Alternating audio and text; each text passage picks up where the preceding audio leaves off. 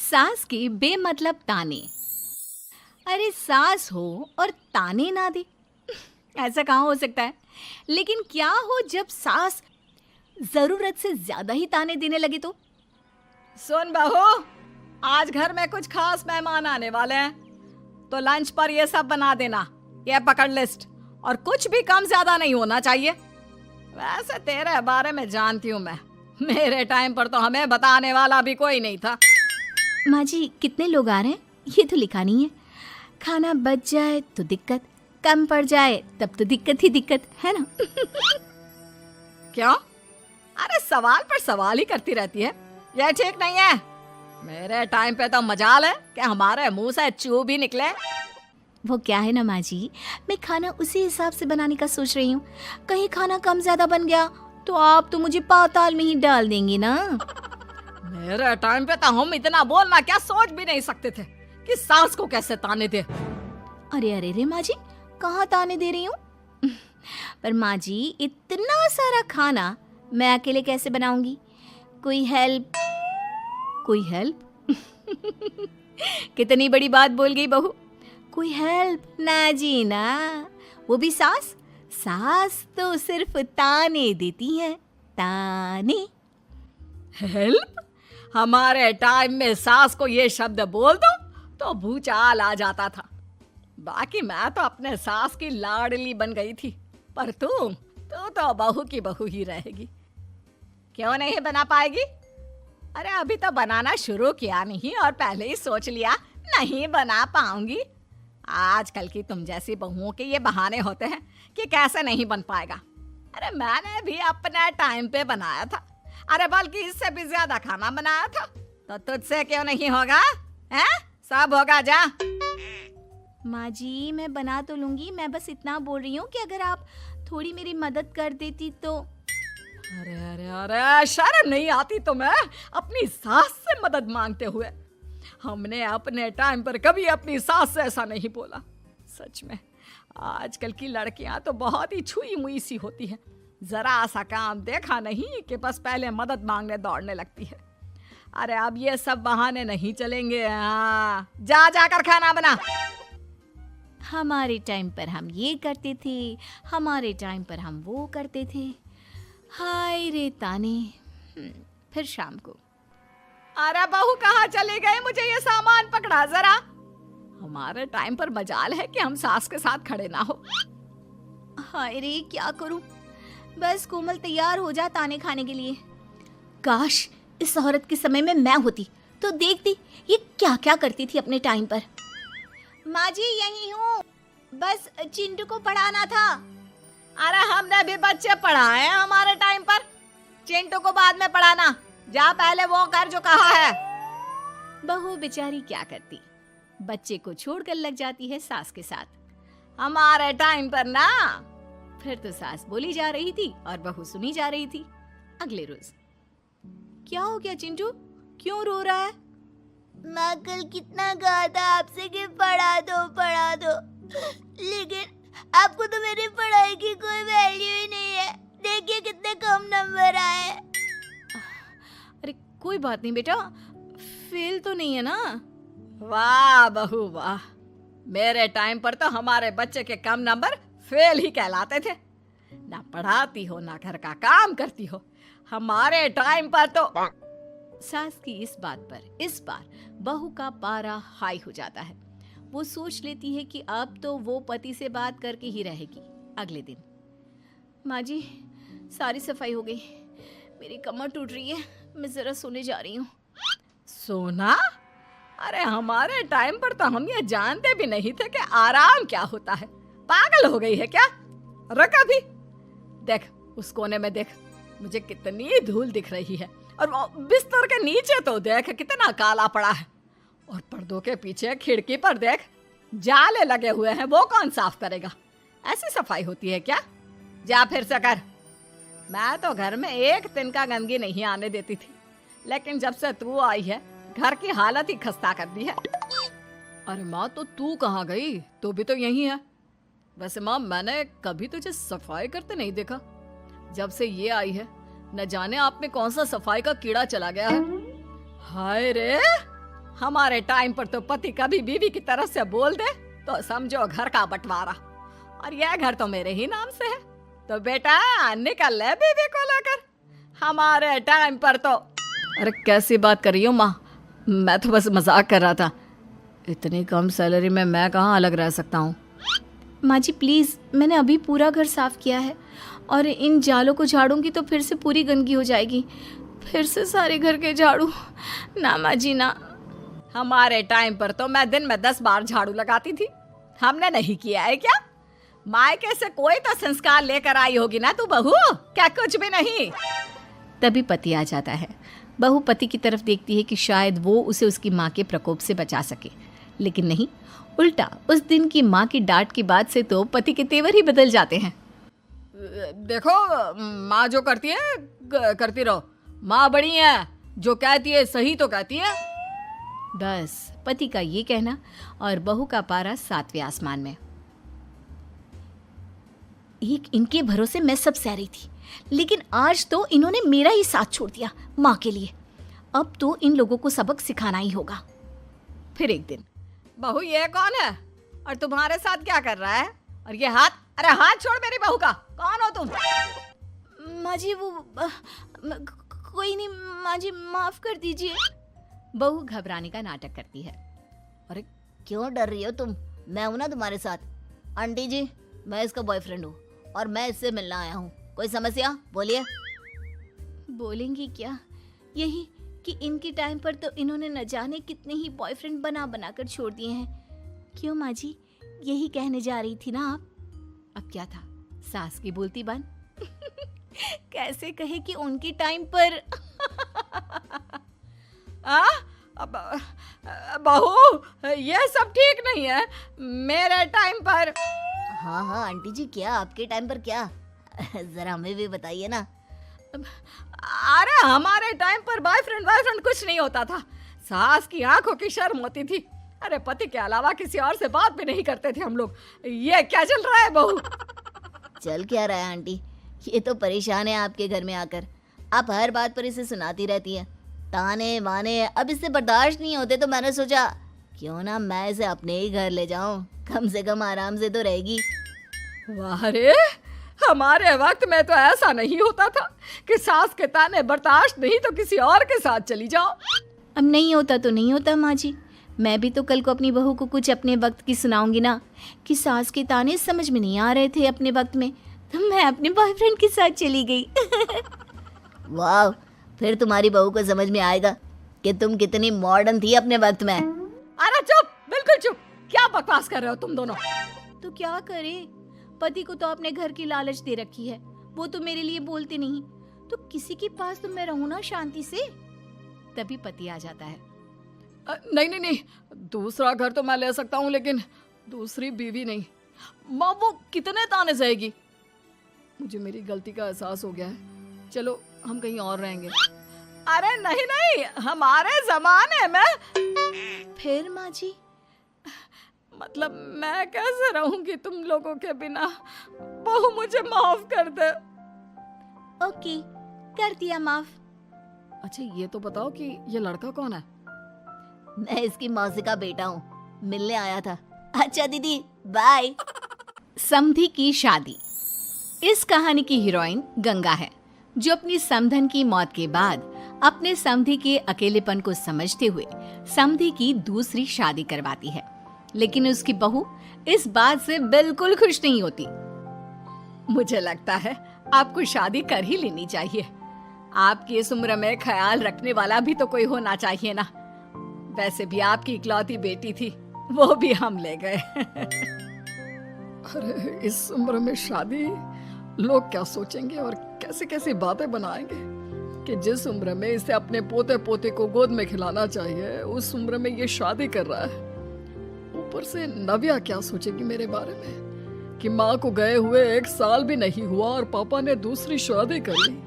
मुझे नहीं लगता इस शादी से नव्या को कोई परेशानी होगी, उल्टा उसे खुशी मिलेगी कि उसकी गैर मौजूदगी में उसके पिता का कोई ख्याल रखने वाला है।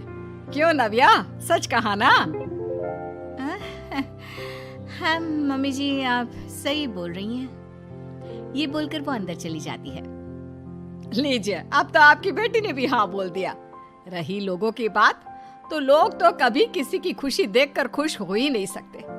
अगर आप लोग खुश रहेंगे तब भी वे बातें बनाएंगे, और अगर आप दुखी भी रहेंगे तब भी बातें बनाएंगे। इसलिए अच्छा यही होगा समधी जी कि आप उनके बारे में सोचना छोड़ ही दीजिए। समधी को सास की बात सही लगती है। वो भी सोच लेते हैं कि बची जिंदगी के लिए कोई हम सफर बना ही लेंगे।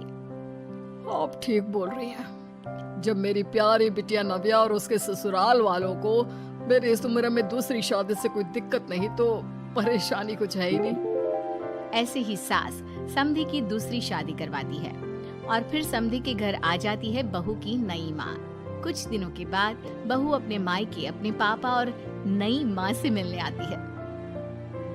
मेरा बच्चा कितने दिनों बाद मुझसे मिलने आई है। इधर बैठ, मैं तेरे लिए कुछ अच्छा सा बना कर लाता हूँ। तेरे फेवरेट पास्ता खाएगी ना? पापा आप क्यों? वो कहाँ है? उनसे बोल दीजिए। आप मेरे ही पास बैठकर बातें कीजिए ना। उन्हें क्यों लेकर आए? कोई चैरिटी थोड़ी ना कर रहे हैं। इस उम्र में घर मिल गया, और क्या चाहिए? तभी नई माँ घर में आती है। बेटी की बात सुन रही होती है और सुनकर बहुत दुखी हो जाती है। वो अच्छा, तुम्हारी नई माँ वो जरा किसी काम से बाहर गई हुई है, आती होगी। मैं तब तक तेरे लिए कुछ अच्छा सा बना कर लाता हूँ। ठीक है पापा। लगता है नई माँ के पैर बाहर ही रहते हैं, और आपको ही बनाकर खिलाना था तो क्या करे, छोड़िए। ये बोलकर वो घर में घूमने लगती है और चीजों को देखती है। इनको घर में आए हुए थोड़े दिन नहीं हुए और ये घूमने भी जाने लगी है, वो भी पापा को घर में अकेला छोड़कर। आने दो, एक बार इनकी खबर लेती हूँ। वैसे घर को तो बड़ा सजा कर संवार कर रखा है। चलो, ये तो खूबी है, कम से कम पापा को साफ कर का शौक भी है। इतने में नई माँ घर में आती है। अरे नव्या बेटा, तुमने पहले बताया होता तो मैं जल्दी घर आ जाती। तुम्हें नहीं पता मुझे तुमसे कितनी सारी बातें करनी है। कैसी हो बेटी? बेटी? हाँ, वैसे अब तो मैं आपकी बेटी हो ही गई हूँ, ना चाहते हुए भी। खैर, आप गई कहाँ थी? शादी हुए कुछ दिन भी नहीं हुए और आपने घूमने जाना भी शुरू कर दिया। पापा का ख्याल रखने के लिए शादी करवाई है आपकी, जानती है ना आप? नव्या, ये तुम क्या बोल रही हो? मैं कहीं घूमने नहीं बल्कि एक दोस्त से मिलने गई थी। उसकी तबीयत थोड़ी ठीक नहीं, इसलिए वो क्या है ना, शादी के चलते उससे मिलना नहीं हो पाया तो आज चली गई। अच्छा, वो भी पापा को यूं घर पे अकेला छोड़कर? आपके लिए आपका ये परिवार ज्यादा जरूरी है या आपकी दोस्त? देखिए, ये ठीक नहीं है। इतने में पिता आ जाते हैं। अच्छा, तुम आ गए। आओ, चलो तीनों मिलकर बैठ के खूब सारी बातें करते हैं। माँ कुछ नहीं कहती, चुपचाप अंदर चली जाती है। ऐसे ही बहू जब भी अपने मायके आती, अपनी नई माँ से ऐसे ही बात करती। नई माँ बहू के इस बर्ताव से परेशान होकर उसकी सास को बताती है। देखिए माना, वो बेटी है, लेकिन मैंने भी शादी की है। वो बेटी कम, सास सा व्यवहार ज्यादा करती है। अब छोटी है तो कुछ कहना ठीक नहीं लगता।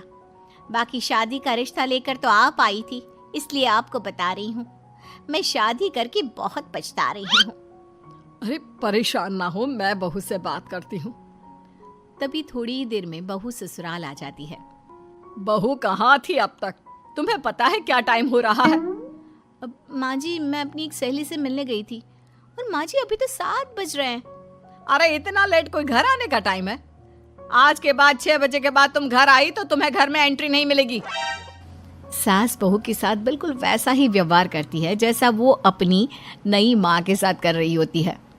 न जाने माँ जी को क्या हो गया है। मैं कितनी खुश थी कि मायके जैसा ससुराल मिला है। सासू माँ इतनी अच्छी थी। फिर अगले रोज, बहू, मेरे बेटे को पौष्टिक खाना दिया कर। क्या ये पास्ता पिज्जा बनाती रहती है? इसलिए शादी नहीं करवाई थी मैंने अपने बेटे की। ठीक है माँ, मैं बना दिया करूँगी ऐसा खाना। लेकिन माँ जी, आपको हुआ क्या है? पहले तो कभी आपने ऐसा नहीं किया, तो ये अचानक से मुझसे कोई गलती हो गई है क्या माँ? क्यों? ऐसे नहीं बोल सकती। समझ ले, ये तेरी सास का हुक्म है। ऐसे ही सास बहू को अपने सास वाले तेवर दिखाकर कभी डांटती तो कभी ताने मारती, पर बहू बेचारी बिल्कुल समझ नहीं पाती। एक दिन, बहू ये क्या बेफिजूल खर्चा करती रहती है? परसों ही तुमने अपने लिए एक साड़ी ली थी और आज फिर से। तुम्हें क्या लगता है पैसे क्या पेड़ पर होते हैं कि जब मन करा तोड़कर सामान ले लिया करा? हैं? वो माँ जी बहुत अच्छी लगी तो ले आई। अच्छी लगी तो ले आई। यहाँ मेरा बेटा अपना खून पसीना एक करके पैसा कमा रहा है और तुम उसी पैसे को बर्बाद करने में कोई कसर नहीं छोड़ती। माँ जी आप मुझे ऐसा क्यों बोल रही है? मैं आज के बाद कभी शॉपिंग पर नहीं जाऊंगी, लेकिन प्लीज आप मुझसे ऐसा बर्ताव मत कीजिए। इससे पहले कभी आपने मुझे छोटी छोटी चीजों के लिए नहीं डांटा। ये अचानक ऐसा क्यों? मुझे बिल्कुल अच्छा नहीं लग रहा। देख बहू, मैंने तेरे साथ जब टिपिकल सास जैसा बर्ताव किया तो तुझे इतना बुरा लगा। सोच तेरी नई माँ को कैसा लगता होगा जब तू उनके साथ हमेशा ऐसा बर्ताव करती है। तो माँ जी आपने इतना सब कुछ बस इसलिए किया? आप मुझसे नाराज नहीं हो, गुस्सा नहीं हो? नहीं बहू, मैं तुझसे गुस्सा क्यों होंगी? मैं तो तुझे बस इतना समझाना चाहती हूँ कि अपनी नई माँ से सास जैसा बर्ताव करना बंद कर दे। उनको बिल्कुल अच्छा नहीं लगता। वो तेरे पास आना चाहती है, तुझे समझना चाहती है, वो सच में तेरी माँ बनना चाहती है। तो उनके साथ सास जैसा बर्ताव बंद कर और एक अच्छी बेटी बन।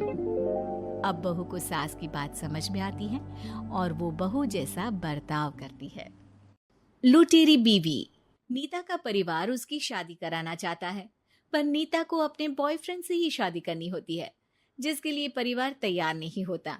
इन्हीं सब उलझनों के बीच नीता के पापा उसकी मर्जी के खिलाफ राघव और नीता की शादी करा देते हैं। शादी ਤਾਂ ਤੁਸੀਂ ਮੇਰੀ ਕਰਾ ਦਿੱਤਾ, ਹੁਣ मैं भी देख दिया ए परिवार खुश किवें रहंदा है। अपने गुस्से के चलते नीता शादी के अगले ही दिन से परिवार में सबको उल्टे जवाब देना, किसी की कोई बात ना सुनना और अपने मन मुताबिक रहना शुरू कर देती है, जिससे घर में सबको दिक्कत होती है, लेकिन नीता को कोई कुछ नहीं बोलता। एक दिन सास नीता के पास आती है। बहू की गल, तुसी किवें नाल या किसी गल से नाराज हो? तुहानू मेरी फिक्र करन दी कोई लोड़ नहीं, मैं ठीक हाँ। ऐसा बोल नीता वहां से चली जाती है, पर सास की बात उसके मन में रह जाती है। शादी के अगले दिन से ही मैं सब दे नाल किन्ना औखा बिहेव किता, फिर भी आप मेरे तो इन्ने प्यार नाल गल किवें कर सकदी आ? मां नू नफरत करनी नहीं आउंदी, ऐस करके वो सोचती आ कि एक ना एक दिन तुम्हारा गुस्सा भी खत्म हो जाऊगा। यह कदे नहीं हो सकता। इससे पहले राघव कुछ बोलता, नीता का मोबाइल बजने लगता है, जिस पर राघव वहां से चला जाता है और नीता फोन पर बात करने लगती है। जिसके बाद अगले दिन से नीता की जैसे ही आत्मा बदल गई हो, वो बिना किसी के बोले घर के सारे काम कर देती है। उसकी ऐसी काया पलट देख राघव और उसकी माँ हैरान रह जाते हैं। बहू तबियत शबियत ठीक सी? तबियत छड्डो मां, मैनू लगदा इसदा दिमाग हिल गया। ए तुसी दोनों की गल करी जांदे हो? मैं ठीक आ ते मेरा दिमाग भी। बस आज रियलाइज हो गया कि मैं अपने गुस्से विच कितना प्यारा परिवार ठुकरा रही सी। नीता की बात सुनकर सब बहुत खुश होते हैं और अब नीता सास की सेवा से लेकर पति की हर बात मानने लगती है, जिसकी वजह से कुछ ही समय में घर की सारी भाग दौड़ उसके हाथों में आ जाती है। उसी के साथ सास और राघव भी हर काम के लिए नीता पर ही डिपेंड हो जाते हैं। नीता मेरा लैपटॉप किथे आ? बहू मेरी दवाइयां। अब नीता अच्छी पत्नी और सर्वगुण संपन्न बहू बन गई होती है और इसी तरह विश्वास जीतते हुए एक दिन तिजोरी की चाबियां भी उसके हाथ में आ जाती है। ऐ हुई ना गल, हुन आएगा जिंदगी विच स्वाद। तिजोरी की चाबियां हाथ में आती ही नीता एक रात सास और पति के सोते ही सारे गहने और कैश लेकर घर छोड़ अपने बॉयफ्रेंड के पास चली जाती है। रवि मैं आ गई, अब सानू कोई अलग नहीं कर सकता। ते वेख मैं सारी ज्वेलरी ते कैश भी साथ ले आई। नीता की ये बात सुनकर रवि खुश हो जाता है और वो दोनों साथ रहने लगते हैं, जिसमें नीता पूरा समय काम करती है तो रवि उसके लाए पैसों पर ऐश करता रहता है। मैं तेरे तो प्यार कर दिया, ता करके ससुराल छड़ाई, और एक तू आ जो पैसों दे आगे कुछ भी नहीं देखदा। ओ महारानी, अपने काम तो काम रख, मेरे ते जुबान लड़ान दी जरूरत नहीं, वरना इस घर तो बाहर कर देना है। ऐ मेरा घरा तेरा ससुराल नहीं, जीवे मन किया रहली, इथे रहन लाई, हाथ चला जुबान नहीं। रवि की बातें सुन नीता के सिर पर जैसे आसमान ही टूट जाता है। एक तेरे करके मैंने अपने माँ पियो नाल उस भले चंगे ससुराल नु भी धोखा दिता ते तू छड्ड परे, मेरी ही गलतियां जे अखा उत्थे तेरे प्यार दा पर्दा डाल उस दिन फोन ते तेरी गल्ला विच आ गई, जे नहीं आउंदी ता आज खुशी नाल उथे ही बैठी होनी सी। ए भाषण उन्ना दियो जिससे इसका फर्क पड़े, मेरे कॉल नौटंकी नहीं। रवि वहां से चला जाता है और नीता रोती पछताती वहीं बैठ जाती है। हाय रब्बा, ए मैं की कर दिता, उस घर विच भी वापस नहीं जा सकती। एक ता घर छोड़ा, नाल चोरी भी की, कोई मेहणु माफ नहीं करूंगा। घर कैसे वापस जाए इसी डर से नीता रवि का घर छोड़ नहीं सकती। इसी तरह दिन बीतते हैं और उन्हीं के साथ हालात बद से बदतर होते जाते हैं। अब रवि पैसों और अपनी मनमानी के लिए नीता के साथ मारपीट भी शुरू कर देता है, जिससे परेशान होकर एक दिन नीता उसे छोड़ अपने ससुराल वापस आ जाती है, जिसे वहां देख राघव गुस्से से लाल हो जाता है। हुनी थे की लेना या हमारी जिंदगी के साथ घर ता तो पहले ही बर्बाद कर गई सी।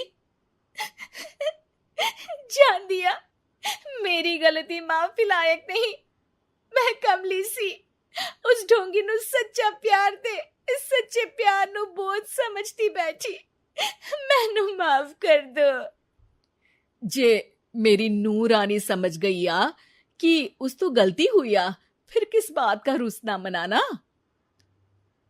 केड़ी नूरानी, रानी बोलन जोगा इसने केड़े झंडे गाड़ दिए, मां याद कर। तेरे घर बिच चोरी कर बहू ते पत्नी सब रिश्ते तोड़ भाग गई सी, और फिर की मानता रहिया गलती हो गई सी, एक गलती ता रब भी माफ कर देता, ते तू और मैं ता सिर्फ इंसान ही आ, माफ कर दे। मैं बोल रही आ ये दोबारा कदी कोई गलती नहीं करेगी, इसदा नहीं ता मेरा ही भरोसा कर ले।